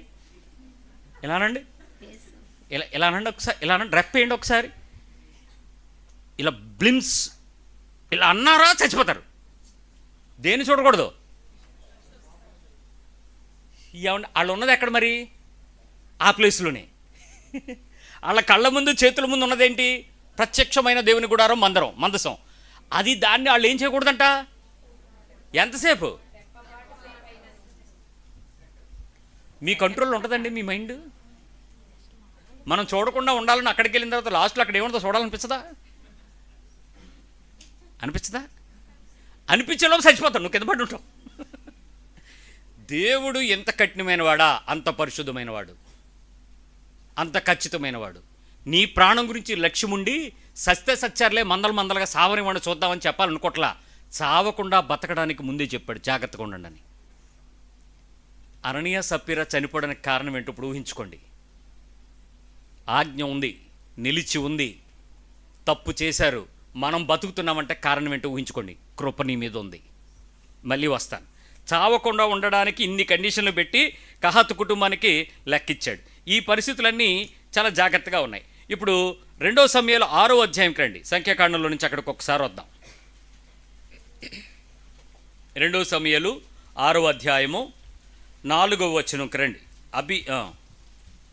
దేవుని మందసము గల ఆ బండిని గిబియాలోని అబీనాదాబు ఇంటి నుండి తీసుకుని రాగా అహ్యో దాని ముందర నడిచెను. దావీదును ఇశ్రాయేలీలందరూ సరళ వృక్షపు కర్రతో చేయబడిన నానా విధములైన సితారాలను, స్వరమండలములను, తంబురులను, మృదంగములను, పెద్ద తాళములను వాయించుచు యెహోవా సన్నిధిని నాట్యమాడుచుండిరి. 3వ వచనం దగ్గరికి వస్తే మరి సరిపోద్ది, కరెక్ట్గా ఉంది. వారు దేవుని మందసమును క్రొత్త బండి మీద ఎక్కించి, జాగ్రత్తగా వినండి, ఎక్కడ ఎక్కించారని చెప్పాను? క్రొత్త బండి మీద ఎక్కించి గిబియాలోనున్న అబీనాదాబు యొక్క ఇంటిలో నుండి తీసుకుని రాగా. ఎవరి దగ్గర నుంచి తీసుకొచ్చారు? అబీనాదాబు ఎవరో తెలుసా? దావీదుకు అన్నయ్య, యెషై కుమారులు అన్నయ్య. అబీనాదాబు కుమారులగు ఉజ్జాయిను. అప్పుడు ఉజ్జా ఎవరు? అబీనాదాబు కుమారుడైనటువంటి ఉజ్జాకి కొడుకు ఎవరు? ఉజ్జా నాన్న ఎవరు? అబీనాదాబు ఎవరు? ఇప్పుడు దావీదుకు అన్నయ్య. దావీదు పిల్లలు ఎవరి కుమారులు? యెషై కుమారులు. యెషై కుమారుడైనటువంటి అబీనాదాబుకి పుట్టిన ఉజ్జా అనేవాడు వచ్చి ముట్టుకున్నాడు. ఈ వంశం అంతా ఏ వంశం? దావీదు వంశం అంతా లేవి వంశంలో ఉందా? లేదు. మరి ఈడెందుకు కొంచెం ముట్టుకున్నాడు? ముట్టుకోవచ్చా? ముట్టుకోకూడదు. అసలు చచ్చిపోయాడు, దేవుడు చంపేశాడనే దాని వెనక వాడికి ఒక ఆజ్ఞ ఉందని, ఆ పనిని ముట్టుకోకూడదని, రెప్పపాటును చూడకూడదని, దాని లోపలికి వెళ్ళి చెయ్యి పట్టకూడదని, ఆ తెరలో దూరకూడదని, ఇన్ని ఆజ్ఞలు లేవి కుటుంబానికి ఉన్నాయే. ఈ ప్రదేశం నుంచి వచ్చినటువంటి ఒక డైరెక్ట్గా చెప్పాలంటే ఉజ్జా ఎవర్రా అంటే దావీదికి మేనలుడు అవుతాడు, అన్నయ్య కొడుకు. మీకు వరుసలు బాగా పట్టేసాయి కదా, నేను తప్పు చెప్పేశానని చెప్పేస్తున్నారు మీకు. బిబ్లికల్ వరుసలు మీ ఆంధ్ర వరుసలకి తేడా. బైబిల్ వరుసలు తెలంగాణ ఆంధ్ర వరుసలకు తేడా. బీహార్లో చెల్లెలి కూతురు ఏమవుద్దో తెలుసా? పైకి వెళ్ళే కొద్దీ వరుస అవుద్ది. మనకేమవుద్ది? పిన్ని కూతురు చెల్లి అవుద్ది. అక్కడ మామయ్య మనకి ఇక్కడికి వచ్చేటోడికి మేనత్త కొడుకు అనేటువంటి పదం వాడతాం కదా, వీళ్ళేమో తమ్ముళ్ళు అవుతారు, మనమేమో ఇక్కడ వరుసలు అంటాం, వాళ్ళకి వరుస కాదంటాం, వాళ్ళకి వరుస. వాళ్ళకి వరుస అవ్వనిది మనకి వరుస. ఇది అదొక రకం. మనం మేనల్లుడిని ఏం చేసుకుంటాం? మా మేనల్లుడు అండి, మా అమ్మాయికి ఇచ్చుకున్నాం అంటాం, అది వాళ్ళకి తమ్ముడు వరుస. ఇది బైబిల్ పద్ధతి. అందుకే అబ్రహాము తన భార్యను ఏమంటాడు? వరుసది. అందుకు అక్కడ వాళ్ళకి ఆ దేశం వేరే దేశం, అందుకని వాళ్ళకి ఆ వరుస చెప్పాడు. ఇతనికి భార్యే, వాళ్ళ పద్ధతి ప్రకారం సౌత్లోకి వచ్చేసాడు కాబట్టి అక్కడ వరుస అవుతుంది. ఆ విషయం వరుస అని చెల్లని చెప్పాడు. అందుకని మీరు కంగారు పడకండి, మేనల్లుడు అవుతాడు. సరిపోయిందా? ఇప్పుడు వద్దాం. ఈ పరిస్థితుల్లో శిక్ష వచ్చినప్పుడు దావీదు ఎదురుగా జరుగుతునేటప్పుడు తప్పించుకోవటానికి అవకాశం ఏమైనా ఉందా? లేదు. ఫిలిస్తీయులు మందసాన్ని ముట్టారా లేదా? చాలాసార్లు పట్టుకెళ్ళిపోయారా? యుద్ధం చేసి పట్టుకెళ్ళారా? వాళ్ళలో ఎవరు చచ్చిపోయినట్టు రాయలేదేం దేవుడు? బోల్డ్ సార్లు మందసం పట్టుకెళ్ళిపోతాం జరిగింది, యుద్ధాలు జరిగినాయి. వాళ్ళలో ఒక్కడు కూడా చచ్చిపోయినట్టు రాయలే మందసం. కారణం ఏంటో తెలుసా? ఫిలిస్తీయులు దేవుని యొక్క వారసులుగా ఆజ్ఞలలో ఉన్నవారు కాదు. ఇప్పుడు నేను మళ్ళీ చెప్తున్నాను, యేసుక్రీస్తు గురించి ఇష్టానుసారం ప్రవర్తిస్తే శిక్ష వారసులమైన మనకే. హిందూ వచ్చి రాధా మనోహర్ దాస్ గారు వచ్చి ఇష్టం వచ్చినట్టు తిట్టినా ఆయన దేవుడు ఏమండవు. ఎందుకు? ఆయన మన వరుసలో లేడు కాబట్టి. ఇప్పుడు నువ్వేమైనా తేడాపాడా చేస్తే శిక్ష ఎవరికే? ఇప్పుడు మీ పక్క వాళ్ళు చెప్పండి, నవ్వండి, ఏం చేస్తారో చేయండి. నీ ఇష్టం వచ్చినట్టు భక్తి చెయ్యి, ఏమైనా తేడా చేస్తే శిక్ష ఎవరికే? చెప్పండి. భక్తి నీ ఇష్టం వచ్చినట్టు చేయాలా, చెప్పినట్టు చేయాలా? ఆయన చెప్పినట్టు చేయాలా, నీ ఇష్టం వచ్చినట్టు చేయాలా? ఎలాంటి వాడికైనా శిక్ష ఉందా లేదా? ఏమండి, లాజిక్గా చెప్తున్నాను ఆ వాక్యం, ఉన్నది ఉన్నట్టు చెప్తున్నాను. నువ్వు సరిగ్గా ఇన్ని సావక ఇష్టం వచ్చినట్టు భక్తి మార్చేసుకుని నీకు నచ్చిన పాస్టర్ దగ్గరికి దూరి ఏదో ఒకటి దీవెనని చెప్పి 1000 100 పడేసి ప్రార్థన చేయించేసుకుని ఆశీర్వదించేస్తున్నాడు దేవుడు. నువ్వు ఉరిగిపోతున్నారు, ఒక్కొక్కడు చచ్చిపోతారా? చచ్చిపోతారు. శిక్ష నీ మెడ మీద కత్తిలాగా ఎలాడుతుంది, ఉరితాడులాగా ఉంది. ఏ రోజైనా నువ్వు నరకానికి అంచులో పోతున్నావు. అనుదినము నిన్ను రక్షించడానికి క్రీస్తు కృప నిన్ను వెతుకుతుంది. ప్రతిరోజు ప్రతిసారి బల్లెచ్చినప్పుడల్లా ఆయన కృపని మీద కమ్ముకుంటుంది. నిన్ను ఇంకా క్షమిస్తున్నాను, ఇంకా ప్రేమిస్తున్నాను. శిక్ష తప్పించుకో, ఉగ్రత తప్పించుకో, నరకం తప్పించుకో. ఇంకో రోజు ఉంటుందో లేదో తెలీదు. మార్చుకో, మనసు మార్చుకో, జీవితం మార్చుకో, కోపం తప్పించుకో, ఆ పాపం నుంచి విడిపించుకో, ప్రేమించుకో, క్షమించుకో, సమాధానపడు, సంతోషించు, ప్రేమించు, సమాధానపడు. ఇదిగో నువ్వు ఎలాంటి వాడివైనా నీ దగ్గరికి నేను వచ్చానే, ఎలాంటి దానివైనా నీ దగ్గరికి రక్తాన్ని పంచుతున్నానే, నువ్వు ఎలాంటి వాడివో నాకు తెలియదా, అయినా నీ దగ్గరికి నేను శిక్ష పొంది నిన్ను తప్పించడానికి వచ్చానని ప్రతిసారి నీ దగ్గరికి బల్లొచ్చినప్పుడల్లా, ఆ రొట్టె శరీరము ద్రాక్షరసము రక్తంగా వచ్చినప్పుడల్లా నీతో కనికరంతో కుమ్ముతున్నాడు. నువ్వు మారవో తినేయడం, చెప్పుల దగ్గర దెబ్బలాడేసుకోవడం, ప్రభు బల తినేయడం, ఆటో రిక్షాలో కొట్లాడేసుకోవడం, తినేయడం, ఇంటికి వెళ్ళిన తర్వాత చికెన్ లేదని కొట్టేసుకోవడం. ఎప్పుడు మారుతారా? ఎక్కడ బంధుత్వం? ఇంతకీ ఇంత దారుణమైన శిక్ష క్రైస్తవుడికే పడుతుంది, నువ్వు దాటడానికి వీల్లేదు. 19వ కీర్తన 12వ వచనం. ఫిలిస్తీయులకు కట్టడలు లేవు, ఫాలో అవ్వకపోతే ఇశ్రాయేలుకి శిక్షలు ఉన్నాయి, కట్టడలు కాదు. 19వ కీర్తన 12వ వచనం. కనుగొనగలవాడెవడు? నేను రహస్యముగా చేసిన తప్పులు క్షమించి. ఆగండి. తన పొరపాట్లు కనుగొనగలవాడెవడు? ఇప్పుడు నిన్ను అడిగితే నువ్వు పొరపాట్లు చేస్తున్నావు అంటే నువ్వేమంటావు తెలుసా? నేనా? ఎప్పుడు? నువ్వు చేయట్లేదా? వెంటనే నువ్వు ఎవరి మీదకి వెళ్ళావు? ఇవాళ మేము యూత్లో కూడా పిల్లలతో అదే మాట్లాడుకున్నాం. అవతలోడు నీ తప్పును పట్టుకున్నాడు అన్నాక నీకు ఏమనిపిస్తుంది అంటే, నువ్వు తప్పు చేయట్లేదా అని అనిపిస్తుందట. అవతలోడి మీదకి నిన్ను ఎవడైనా తప్పులు పట్టుకోగానే నీకు రివర్స్ గేర్ సర్రని లేచిపోద్ది. ఎందుకు? అది నువ్వెవడోరా నన్ను తీర్పించడానికి, నువ్వెవడో నన్ను అనడానికి, నీకేం లేదా? అరే తప్పేం లేదర్రా, మీకు అలా అనడంలో తప్పేం లేదు. అసలు ఆ తప్పు విషయంలో నీ పొరపాటును నువ్వెందుకు యాక్సెప్ట్ చేయలేకపోతున్నావు? నీ తప్పును నువ్వు ఎందుకు గ్రహించలేకపోతున్నావు? అసలు నువ్వు తప్పు చెయ్యలేదు అనుకున్నప్పుడు, పొరపాటు నేను చేయటం లేదు అనుకున్నప్పుడు నీకు అలా అనిపిస్తుంది. మీ పక్కన అడగండి, నువ్వు ఎప్పుడు తప్పు పొరపాట్లు చేయలేదా అని. ఏం చెప్తున్నారు? ఒక్కడ కూడా నేను చేయలేదు అనే ధైర్యంగా మాట్లాడరు. ఎందుకు అందరూ ఏమంటున్నారు? మరి నువ్వు ఎలా బతికేస్తున్నావు అడగండి పక్కలు. నువ్వు చేస్తా, నువ్వు ఎలా బతుకుతున్నావు అని. నువ్వు అన్ని తప్పులు చేస్తున్నావు, అన్ని పొరపాట్లు చేస్తున్నావు, నువ్వు ఎలా బతికేస్తున్నావే? అసలు బతకాల్సిన అంత ఉందా నీ దగ్గర? మరి ఎలా బతుకుతున్నావు చెప్పండి. నేను బాధతో చెప్తున్న మాట ఏంటంటే, నేను ఒక మనిషి మీద నేను కోపగించుకోవటానికి వాడికి 100 కారణాలు ఉన్నాయి, 100 లక్షణాలు ఉన్నాయి వాళ్ళ మీద కోపగించుకోవటానికి. ప్రభువు 5 తప్పులు నేను చేశాను, నా పక్కనోడు 100 చేశాడు. దేవుడు ఇద్దరిలో ఎవరిని ఎక్కువగా క్షమిస్తాడు? 100, 5? ఎక్కువ తప్పులు ఎవరివి? దేవుడు ఎవరిని ఎక్కువ ప్రేమిస్తాడు? ఆడినన్నా అంటే ఇద్దరిని ప్రేమిస్తాడు. ఎక్కువ ఎవరిని ప్రేమిస్తాడు? తప్పులు ఎక్కువ చేసినాడు కదా, కాదా? తప్పు చెప్తున్నట్టు ఉందా ఏంటి నీకు? ఎక్కువ తప్పులు చేసినట్టు దేవుని దృష్టిలో ఎక్కువ దయ పొందుతాడు కదా, ఎక్కువ ప్రేమ పొందుతాడు కదా, ఎక్కువ ఆకర్షణీయమైనటువంటి క్షమాపణ ఎక్కువ ఎవరు పొందుతారు? ఎక్కువ తప్పులు చేసినట్టుకి కదా ఎక్కువ క్షమాపణ అవసరం. సో ఎక్కువ క్షమిస్తాడు. ఇప్పుడు ఎక్కువ కోపం నాకెవరి మీద ఉంది? ఆడి మీదే ఉంది. ఎందుకు? ఆడు నా పొరుగువాడు, ఆడు ఎక్కువ తప్పులు చేశాడు కాబట్టి ఆడి మీద నాకు ఇప్పుడు ఎంత ఎక్కువ కోపం ఉంది? మామూలుగా దేవుడు క్షమిస్తే క్షమించుకొని, ఆయన దేవుడు కాబట్టి, నేను మనిషిని కాబట్టి నేను డాష్ చెప్పండి, గట్టిగా చెప్పండి. నేను నా క్షమించాల్సిన అవసరం ఆడు ఎలా పోతే ఆడికి ఇంకా అవసరమైతే దేవుడు గట్టిగా శిక్షించాల్సిందే. దేవుడు ఏమంటాడు తెలుసా? నువ్వు అటిల్లు, నువ్వు ఇటురా అంటాడు. అప్పుడు నేను ఎటు వెళ్తాను? ఇప్పుడు దేవుని దయ వాడి మీద విస్తరించబడుతున్నప్పుడు నేనెవడినండి దేవుడికి నో అని చెప్పడానికి? కాబట్టి ఇప్పుడు వాడిని నేను ఎంత ఎక్కువ ప్రేమించాలి? ఇప్పుడు మీ కళ్ళ ముందు బాగా మిమ్మల్ని రెచ్చగొట్టి, మంట పెట్టి, శిక్షించి, దిక్కుపెట్టి, నష్టపరిచి, ఏడిపించి, అసలు వీడు సస్తే బాగుని అనేవాడిని ఇప్పుడు దేవుడు ఏమంటాడు చెప్పండి? చెప్పండి. మరి ఇప్పుడు నువ్వు చేసే ప్రార్థనలు అంగీకరిస్తున్నట్టా అంగీకరించినట్టా? నువ్వేమో తప్పులు పొరపాటు చేసే, అవతరోడు చేసిన తప్పుల్ని నువ్వేమో పెద్ద హైలైట్ చేసి పెద్ద హైలైట్ పెన్తో రాయి.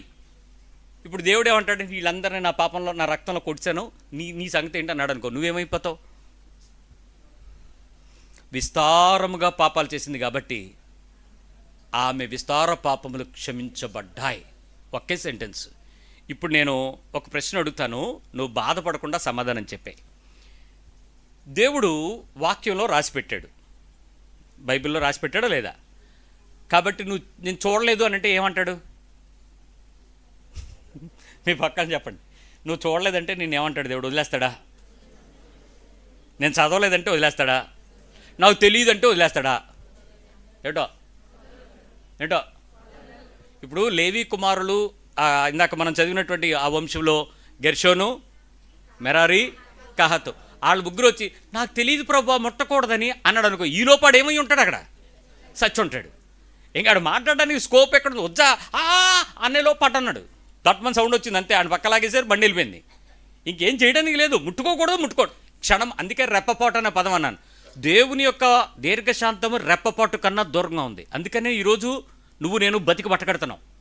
కోపం విషయంలో కానీ, ప్రేమించకుండా చల్లారిపోయిన విషయాల్లో వినడం కానీ, ఈ 2 విషయాలలో నువ్వు ఎవరి మీద ఏ స్థితిలో ఉన్నప్పటికీ కూడా జడ్జిమెంట్ నీ మీద ఉగ్రతగా రెప్పపాటులో పడిపోద్ది. ఉజ్జా చచ్చిపోయాడు, అన్నయ్య చనిపోయాడు, నువ్వు నేను చనిపోవడం పెద్ద విషయం కాదు, బతుకున్నాం అంతే. బట్ మార్తానని ఎదురు చూస్తున్నాడేమో, కృపిస్తున్నాడేమో, వెయిట్ చేసి చూడు ఎవరి మీద నీ కోపం ఉంది. రైట్. ఇప్పుడు వాక్యం యొక్క హెచ్చరికలో దేవుడు నీకు చాలాసార్లు బోధ చేస్తున్నాడు, వాక్యం చెప్తునేటప్పుడు వింటున్నావు. నేను అడిగాను, ఏమ్మా నువ్వు వినలేదంటే, నేను చర్చికి రాలేదండి అన్నాడు. దేవుడు వదిలేస్తాడా? అడగండి. అండి ఆవిడ చర్చికి రాలేదండి, అయితే ఆన్లైన్లో వినాలి కదా. నేను వినలేదండి, నాకు ఇంటర్నెట్ లేదండి, వదిలేస్తాడా? మరి ఎలా? నువ్వు వినకపోతే ఎలా? మాట్లాడండి. వినకపోతే ఎలా? నువ్వు చర్చికి రాలేదు, నీకు ఇంటర్నెట్ లేదు, నీకు టీవీ లేదు, నీకు అసలు ఫోనే లేదు, అసలు నొక్కుడు ఎర్రబట్టనో పచ్చబట్టనే, మరి ఎలాగండి? వదిలేస్తాడా అని అడుగుతుంటే ఎవరు సమాధానం చెప్పడు. అయితే ఏం చేయాలి? ఇప్పుడు ఆత్మ నడిపింపు అంటే నాకు తెలియదండి, కాబట్టి నేను ఎగ్జామ్టెడేనా కాదా? నాకు పరిశుద్ధాత్మతో భాషలు రావు, రాదు, పర్లేదా? వదిలేస్తాడా దేవుడు? నీకు ఆత్మ లేదు కదా, పోన్లే నువ్వు పనుల ఆ లైన్లో వెనక నుంచి వచ్చే లైన్లోకి వచ్చి తూర్పు అంటాడా? అండా? ఆత్మ లేకపోయినా తప్పదా? ఆత్మ ఉన్నా తప్పదు, అభిషేకం ఉన్నా లేకపోయినా దేవుడు ఆత్మ నీలో బోధిస్తున్నాడు. నువ్వు తప్పించుకోవడానికి కుదరదు. నువ్వు చర్చకి రానంటే కుదరదు, బైబిల్ చదవలేదంటే కుదరదు, నేను వినలేదంటే కుదరదు, నాకు వినపడలేదు, మీరు ఆ ఏలీ సౌండ్ సరిగ్గా సెట్ చేయలేదండి, మాకు ఆ టైంలో గిర్గిర్ అందండి అంటే ఏమంటాడు దేవుడు? సౌండ్ పోయిందని వదిలేమంటాడా? పోన్లేరా వీళ్ళందరినీ తీసుకొచ్చిన లైన్లోకి తెచ్చేయండి, ఆ ఫ్రంట్లో ఏలి నువ్వు వీళ్ళందరినీ తెచ్చా అంటాడా? మీకు అర్థమవుతుంది కదా నా బాధ ఏంటో, మీరు తప్పిపోకుండా ఉండాలని. రైట్, ఇంకో మాట చెప్తాను. ఇప్పుడు వర్షం పడిపోతుంది బ్రదరు అన్నాం అనుకో, మాకు మీరు అనుకున్నట్లు అంత పెద్ద ఇల్లు లేదండి, వంటగదిలో కారుతుంటే రాత్రంతా సొంబు ముంత తప్పెలా మారుస్తున్నానండి అన్నాం అనుకో, పర్లేదులే అమ్మా ఈవిని ఫస్ట్ వరుసలో కూర్చోబెట్టండి అంటాడా? నాకు పిల్లలండి, వద్దు వద్దంటే 2, వద్దు వద్దంటే 3వది కూడా వచ్చేసింది, ఈ ముగ్గురితోనూ ఒడిలో పడ్డాయి, ఆ డబ్బులు ఎంతకీ సరిపోవట్లేదు, అది ఈవినా అది ఏంటది ఒడి కాదు వందనం పెట్టాడు కానీ నాయుడు గారు మా ఇంట్లో వందనం ఖర్చు అంతా ఇంధనంగా అయిపోతుంది, ఏటి ఇంత కష్టపడుతున్నా మా పరిస్థితులు ఏం సాలట్లేదండి, అందుకని ఒకటి పడుకోబెట్టేటోడికి 2వది లెగుతుంది, 2వని పడుకునేటోడికి 3వది లెగుతుంది, ఈ ముగ్గురు ఆడపిల్లలతో నాకు జీవితకాలం సరిపోతుంది, ఇంకా చచ్చొగుటా, పర్లేదు బాబు నన్ను వదిలేండి అంటే దేవుడు వదిలేస్తాడా? ముగ్గురు పిల్లలతో చర్చకొచ్చి అందరిని ఇబ్బంది పెట్టడం కంటే ఇంట్లో ఉండడం హ్యాపీ కదా, వదిలేస్తాడా? మరి ఎలాగండి మీరు? నాకు 10th క్లాస్ ఎగ్జామ్స్, పబ్లిక్ పరీక్షలు, బోర్డు ఎగ్జామ్స్, కాబట్టి ఈ టైంలో పర్వాలేదని నేను నన్ను ఎక్స్క్యూజ్ చేయండి దేవుడా అంటే వదిలేస్తాడా? అంటే ఇప్పుడు దేవుడు ఎవరిని వదలడానికి మీకు అర్థమైపోయిందా? ఫిక్సా? సో ఇప్పుడు ఏ పరిస్థితుల్లోనైనా నీ తప్పుని నువ్వు సరి చేసుకోకుండా నువ్వు ఇష్టం వచ్చినట్టు భక్తిని చేసేద్దామంటే, నీ ప్రార్థనలు చేసేద్దామంటే, నీ పొరపాటును సరి చేసుకోకుండా పర్వాలేదని కారణాలు సాకులు చెప్పేసి ఎగ్జంప్షన్ పొందుకునే కృప ఎవరికైనా ఉందా? మీ పాస్టర్ ఏమైనా రక్షించగలడా? మీ చర్చ ఏమైనా రక్షించగలదా? మీ గుడారాల పండుగలో ఉంటే ఆ టైంలో ఎత్తబడ్డ పరిస్థితి ఏదైనా వస్తే దేవుడు రక్షించగలడా? ఇప్పుడు చెప్పండి అర్రా నా సమస్యకి సమాధానం. నేను వడ్డీ వ్యాపారం చేయకూడదని నాకు తెలుసు అండి. తెలుసా తెలీదా? తెలీదని పిచ్చి పిచ్చి మాటలు చెప్పకండి. చదవలేదు, నేను వినలేదు, అందుకే ఇవన్నీ చెప్పుకొచ్చాను నీకు. సో చేయకూడదని తెలుసండి. సరే మొత్తానికి నేనేమో మరీ 15 రూపాయలు 15 రూపాయలు వడ్డీలకి ఏం పీడించాను, 2 రూపాయలే ధర్మ వడ్డీయే. సో అందరితో పాటు బ్యాంక్ లాగే నేను కూడా ఏదో చేస్తున్నాను. అయితే నేను రిజిస్టర్డ్ ఫామ్ ఏం కాదు, జస్ట్ అలా తెచ్చి అలా ఇచ్చి అలాగా అంతే, అవసరానికి చేదోడు వాదోడుగా. ఇప్పుడు నేను ప్రార్థన చేస్తున్నాను, ప్రభువా నన్ను నా కుటుంబాన్ని ఆశీర్వదించు, దీవించు, కాపాడు. ప్రభు ఏంటాడా ఎండా? చెప్పండి ఎందుకు? ఆయన ఆజ్ఞ ఏంటి? నిబంధన ఏంటి? క్రమం ఏంటి? నువ్వు అనుకునేది తప్ప పొరపాట పర్వాలేదని సమర్థింప. నువ్వు ఏ పేరైనా పెట్టుకో, దేవుని ఆజ్ఞ ప్రకారం నువ్వు లేవు కాబట్టి నీ ప్రార్థన దేవుడు వినాలని అవసరం ఉందా ఆయనకి? లేదు. కాబట్టి శిక్ష వస్తుందా రాదా? నువ్వు తప్పించుకుంటున్నావు అంటే అర్థం ఏంటి? ఇప్పుడు నీకేం అవ్వట్లేదంటే అర్థం ఏంటి? నువ్వు చేసేది రైట్ అని కాదు, ఆయన కృప నీ మీద నిలిచి ఉందని. నీ జీవితం ఇంకొంచెం ఎక్స్టెన్షన్ ఇచ్చి మార్చుకుంటాడేమో అని ఎదురు చూస్తున్నాడు. నేను వడ్డీలు అన్నానని నేను మీ మీద పడిపోవట్లేదండోయ్, నేను మీ గురించి మాట్లాడట్లే. సావు తప్పించుకుని బతుకుతో రేపు దినం ప్రలోకలు కనపడతామని ప్రేమతో చెప్తున్నాను, ఏ పరిస్థితి అయినా సరే. రెండో విషయం మాట్లాడుతున్నాను. ఆజ్ఞ అతిక్రమము మోసమా కాదా? ఆజ్ఞ అతిక్రమం పాపమా కాదా? రైట్. అందము మోసమా కాదా? సౌందర్యం వ్యర్థమా కాదా? ఇప్పుడు నేను దాని గురించి రోజులో ఎంతసేపు ఆలోచిస్తున్నాను? నా వెంట్రుకలు తెల్లబడుతున్నాయన్న చింత కాదు, అదేదో దాన్ని ఏమంటారు? తెల్లగా అయిపోతున్న వాళ్ళని అడగండి, రంగు వేసుకున్న వాళ్ళని అడగండి, ఏంటి మీ బాధని?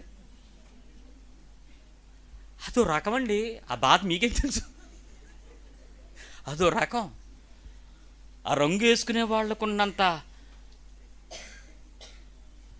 ఆ అడ్వర్టైజ్మెంట్లో ఎలా ఉంటుంది తెలుసా? కాన్ఫిడెన్స్ అంటాడు. రంగు వేస్తే కాన్ఫిడెన్సా?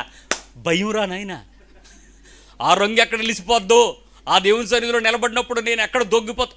నువ్వు రంగు వేసుకోవడం తప్పు కాదు, యవ్వనంగా కనపడాలని వేసుకుంటే పాపం, అందంగా కనపడాలని మేకప్ వేసుకుంటే పాపం, నేను వేసుకున్న దాన్ని నా వయసు తప్పించుకోవాలని చేసేటువంటి యాశాలు వేస్తే పాపం. అది అందం మోసకరం అంటే.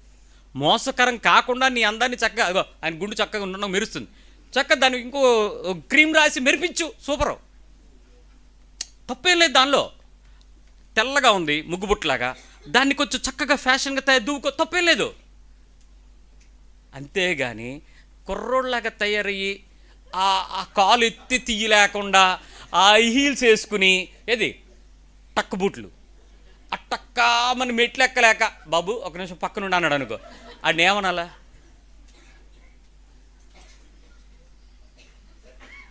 ఎక్కువ నవ్వకండి. ఇప్పుడు నేను ప్రార్థన ఏం చేస్తాను తెలుసా? ప్రభువా ఆరోగ్యం ఇవ్వండి నాయన. ఇచ్చిందేంటి? నీకు ఆశిస్తున్నంత దేనికి? ప్రభువా నొప్పులు ఆయన ఎవడేసుకోమన్నాడు? ఆ హీల్స్ వేసుకుని ఎందుకు తిరుగుతున్నావప్ప? ఆ నడవలేక నడకెందుకు? ఆ టైట్ జీన్ ప్యాంట్లు వేసుకోవడం, మోకాళ్ళు నొప్పులు అంటాం ఎందుకు? ఆ బాధ ఏనాయన? నీకెందుకు ఆ సమస్యలు? వేసుకోకూడనివి వేసుకోకూడదు, ఎవడో వేసుకుంటాడు, ఆడి పని నీకెందుకు? నీ వయసు తగ్గట్టైనా ప్రవర్తించాలా? కొన్ని వస్త్రాలు అవసరమా? కొన్ని పరిస్థితులు ఉపయోగమా? ఎందుకు ఆ పనులు? ప్రభువా ఆరోగ్యం ఇవ్వు నాయన, నా నొప్పులన్నీ నువ్వు భరించాడా? నువ్వేసిన ఆశాలకు ఆయన ఎందుకు భరించాలా? నీకు డబల్ ఇస్తాడు, మందులు పనిచేయవయ్యి. అందుకే నువ్వు 10 మంది డాక్టర్లతో తిరుగుతున్నావు. ఒక డాక్టర్ పరమ వైద్యుడు, ఆయన దగ్గర సెట్ అవ్వాల్సింది అవ్వకుండా నువ్వు ఆర్థోపెడిషియన్, ఈ మధ్య రొమటాయిడ్ ఆర్థరైటిస్ స్పెషలిస్టు ఎందుకు వెళ్తున్నావు అనుకున్నావు? దేవుని మాటకు గుణపడాల్సిన నీ జబ్బు వైద్యుల జట్టు తిప్పలు పడి డబ్బులంతా వ్యయపరుచుకుని తెలిసి కూడా ఆయన దగ్గరికి సెట్ అవ్వకపోతే ఏమనాలి? నిన్ను చెక్ చేసుకో. దేవునికి ఇవ్వాల్సినవి దేవునికి ఇచ్చేలా వద్దా? ట్యాక్స్ అన్ని కట్టేలా వద్దా? ఎప్పటికప్పుడు ఎవరికి కైజర్వి, దేవునివి దేవునికి వెళ్ళిపోవాలి, ట్యాక్సులు రెండూ వెళ్ళిపోవాలి.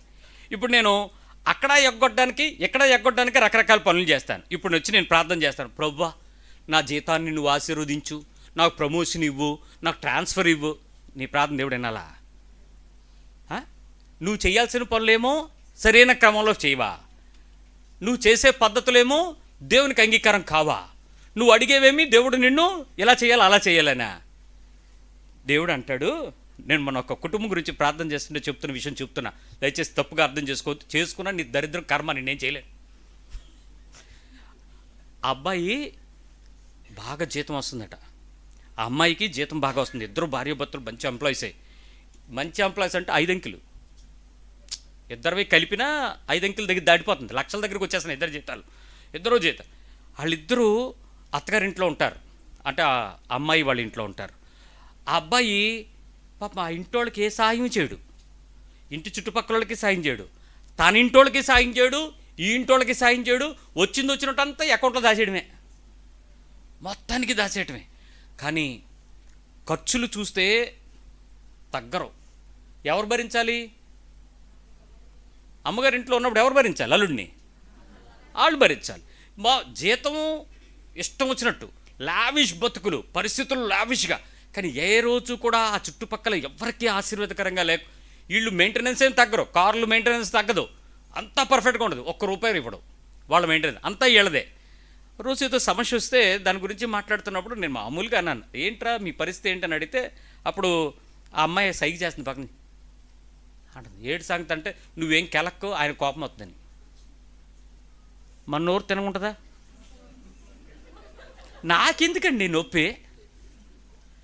మీరు సంతోషంగా ఉండాలి, ఆరోగ్యంగా ఉండాలా, క్రమంగా ఉండాలా, పాపం చేయకుండా ఉండాలా, నీతిగా ఉండాలా.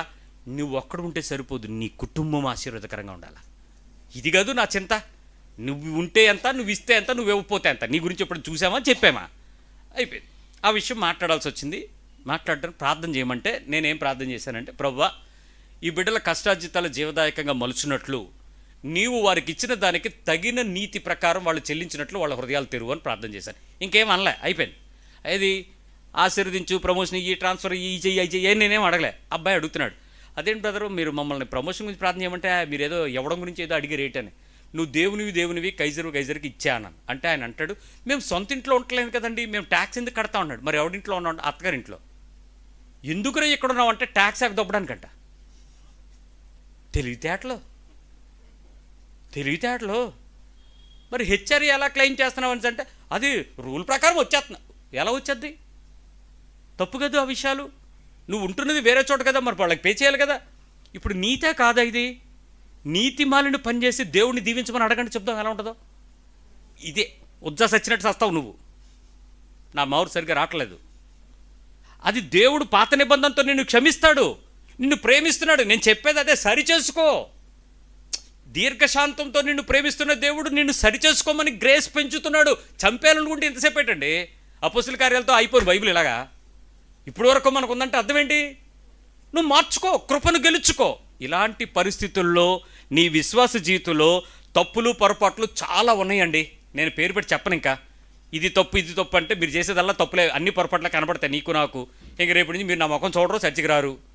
అయినా చెప్తున్నా, ఇన్ని పాపాలు, ఇన్ని పొరపాట్లు, ఇన్ని అపరాధాలు, ఇన్ని పరిస్థితులు ఉంటే నీకు బలికి చెల్లించడానికి ఏమీ నీ దగ్గర నుంచి తీసుకోకుండా, ఏమి ఇవ్వకపోయినా ఆయనే తన రక్తమాంసాలు నీకు ఇస్తూ, నిన్ను ప్రేమిస్తూ, క్షమిస్తూ, సహాయం చేస్తూ, సమాధానమిస్తూ, నిన్ను రక్షిస్తూ, కాపాడుతూ ఎంత గ్రేస్లో ఇచ్చినాడు మనల్ని. మరి మనం మారాలా వద్దా? మారకపోతే ఏమవుద్దో చెప్తాను. ఇప్పుడు తప్పులు పొరపాట్లు ఎవరో గుర్తించట్లేదు, సరిచేయట్లేదు, పట్టుకోవట్లేదు, ఇవన్నీ ఓకే, ఎవరూ పట్టించుకోరు. కానీ దొరికిపోయేది ఎవడికి? ఎవరు పట్టించుకుంటారు? తప్పించుకోగలరా? మేకప్ వేసుకుని మార్చేసుకుంటే, దేవుడి దగ్గరికి వెళ్ళేటోడు దేవుడు గుర్తుపట్టలేకుండా మనం మారిపోతే. కొన్నిసార్లు పెళ్ళిళ్ళలో నేనే పెళ్లి కూతురు వచ్చేంత వరకు కనిపిస్తున్నాను, ఆ అమ్మాయే కాదా అని. ఎందుకంటే మేకప్ మారుస్తారు. ఇప్పుడు దైవిక జ్ఞానం పొంది యథార్థతతో సరిచేసుకోకుండా మరణము తప్పించుకొని బతకగలిగిన వాడు ఎవడు అని బైబిల్ అడుగుతుంది. ఇప్పటికైనా నీ జీవితంలో చూసుకో. నువ్వు చెయ్యకపోయినా, నువ్వు చెప్పకపోయినా, నువ్వు చెందకపోయినా, వాళ్ళకేమీ తెలియదని వీళ్ళని వదిలేద్దామన్నా 1 month పైబడి లెక్క చూడమన్నాడంటే అర్థం ఏంటి చెప్పండి? మీ పిల్లల గురించి నెల తర్వాత లెక్కనా? ఇప్పుడు మీ పిల్లలందరూ నెలకు లోపు ఉన్నోళ్ళు తల్లులు ఎవరు ఉన్నారా? మీరు గ్రూప్లో ఉన్నారండి. మీ పిల్లలకి ఏమవ్వదు. ఇప్పుడు నెల దాటి పిల్లలు ఎవరున్నారు చూసుకోండి. మరి ఇప్పుడు వాళ్ళందరినీ బాగు చేయాల్సిన పని ఎవరిది? పాస్టర్ గారిదా? ఎవరిది? ఇప్పుడు వాళ్ళు నేర్చుకోవాలంటే ఎవరిని చూసి నేర్చుకోవాలి? వాళ్ళకి చెప్పాల్సిన బాధ్యత ఎవరిది? సండే స్కూల్ టీచర్దా? ఎవరిది? ఇప్పుడు తప్పు నువ్వు చేయడానికి వీల్లేదు, నీ కొడుకు కూతురు చిన్నపిల్లలు చేయడానికి వీల్లేదు, వాళ్ళు కలితున్న ఇల్లు చేయడానికి వీల్లేదు, ఆ కలిగి ఉన్న సంఘం చేయడానికి వీల్లేదు, ఆ సంఘాలు చేయడానికి వీల్లేదు. పరిశుద్ధమైన సంఘముగా మచ్చ ముడత డాగు కళంకం అలాంటిది ఏది లేకుండా నిర్దోషముగా దేవుని సన్నిధిలోకి నిలబడే సంఘంగా మారాలి. ఇది దేవుని కాంక్ష. ఈరోజు నీ జీవితంలో తప్పులు పొరపాట్లు పెట్టుకుని చేస్తున్న ప్రార్థనలకు సమాధానాలు ఇస్తున్నాడంటే నీ హృదయం కొవ్విందేమో, పర్వాలేదు అనుకుంటున్నావేమో, ఏం అవ్వదు అనుకుంటున్నావేమో. కోపం మానక, ప్రేమించడం మానక, ఈ 2 విషయాల్లో నీ మీద దోషాలు పడ్డాయా తప్పించుకోవడానికి అవకాశం లేదు. చెక్ చేసుకో. ఈ రాత్రి తెల్లవారు బతికి బట్టకట్టామంటే నీ కృపిచ్చాడు అన్నట్టు అర్థం. ఎవడి మీద కోపం ఉన్నా, ఎలాంటి కోపం ఉన్నా, ఎలాంటి పరిస్థితులు, ఆఖరికాడు నిన్ను పొడి చేస్తే గ్రామ్స్టైన్ భార్య ఏం చెప్పింది? అదే మాట చెప్పాలి నువ్వంతే. నా భర్త, నీ జీవితంలో భర్త లేడు, అయినా కూడా నేను క్షమిస్తున్నాను, చట్టం ప్రకారం ఏం చేయకండి, దట్స్ ఆల్. అది దేవుని ప్రేమ అంటే. అలాంటి క్షమాపణకు నీ భర్తతో కానీ, నీ భార్యతో కానీ, నీ బిడ్డతో కానీ, పొరుగువాడితో కానీ, సంఘంలో కానీ, శత్రువుగా ప్రభుత్వంతో కానీ, నీ ముందున్నటువంటి ఎలాంటి వ్యక్తితోనైనా తెల్లవారేపాటికి నీ హృదయం నిర్దోషంగా దేవుని సన్నిధిలో ఆనందంగా బతకాలి. ప్రార్థన చేద్దామా? అడుగుదాం. ప్రభు కృతజ్ఞతలు.